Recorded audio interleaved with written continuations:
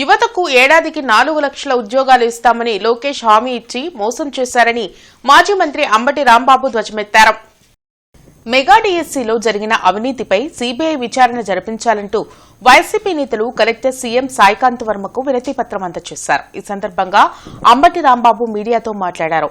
Sports కోటాలో 441 పోస్టులను మంత్రి లోకేష్ తన వారికి దొడ్డిదారిన ఇచ్చారని మండిపడ్డారు. జీవో నంబర్ 4 ద్వారా పరీక్షలే లేకుండా ఉద్యోగాలు ఇచ్చి వెంటనే జీవో నంబర్ 4ను రద్దు చేయడమేమిటని ప్రశ్నించారు. అందుకే రాష్ట్ర వ్యాప్తంగా వైసీపీ ఆధ్వర్యంలో 10వ తారీఖు వరకు నిరసన కార్యక్రమాలు చేస్తున్నామని తెలిపారు. ఈ కార్యక్రమంలో అన్నాబత్తిన శివకుమార్, నూరి ఫాతిమా తదితరులు పాల్గొన్నారు.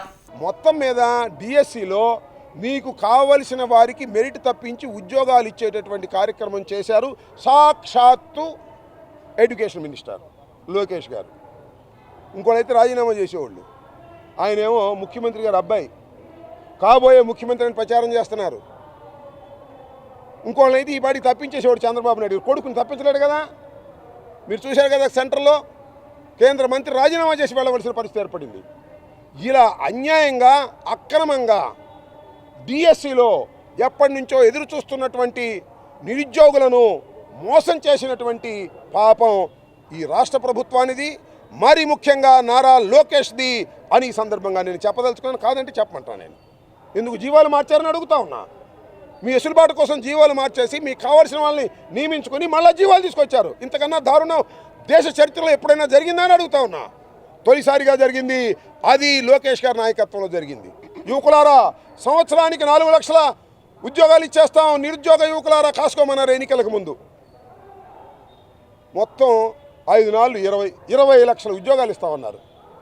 ఇప్పటికి 2 సంవత్సరాలు పూర్తి అయిపోయింది. ఎన్ని ఉద్యోగాలు ఇచ్చారు? ఇవాళ ఎగ్గొట్టేశారు. మళ్ళీ ఇంకో మాట అన్నారు, ఉద్యోగాలు ఇచ్చేంతవరకు నిరుద్యోగ భృతి ఇస్తామన్నారు. ఏది? నిరుద్యోగ భృతి లేదు, ఉద్యోగాలు లేవు, నియమించిన ఉద్యోగాలేమో మీ తాబేదారులకు ఇచ్చుకుంటున్నారు. ఇంత ఘోరాతి ఘోరంగా ప్రవర్తిస్తున్నటువంటి నారా లోకేష్ తక్షణమే రాజీనామా చేయాలి, సిబిఐ ఎంక్వైరీ వేయాలి అని వైఎస్ఆర్ కాంగ్రెస్ పార్టీ డిమాండ్ చేస్తూ ఉద్యమ రూపాన్ని మరింత బలంగా ఇచ్చేటటువంటి కార్యక్రమం చేస్తున్నాం. ఇది ఈ ఉద్యమ షెడ్యూల్లో తొలి అడుగు.